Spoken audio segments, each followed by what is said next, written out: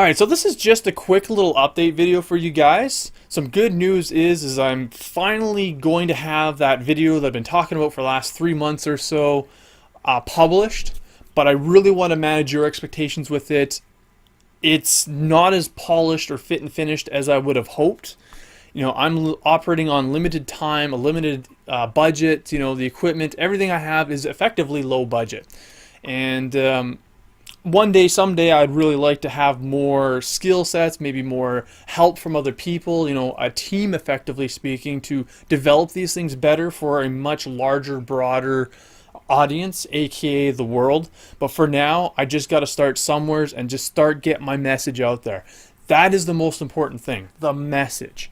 So as much as I'd love to put pictures and video and stuff all behind me and around me, and you know, for you to kind of get a good, better visual perspective of what I'm doing, and I will still try to do that the best that I can. The reality is I'm spending hours and hours and hours legitimately just putting in like 1 or 2 pictures, and then still not being completely satisfied with it because I'm wondering, well, is the copyright infringement issues, or does that picture really illustrate what I'm trying to do?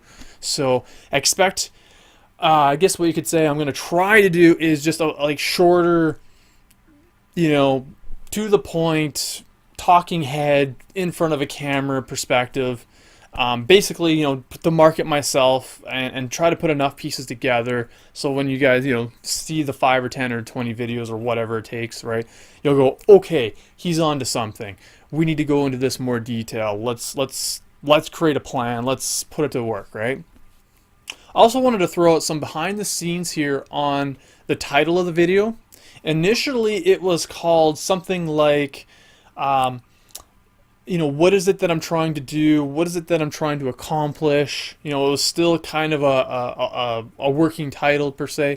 But what I found after going through the editing process, it doesn't quite answer that quite as well.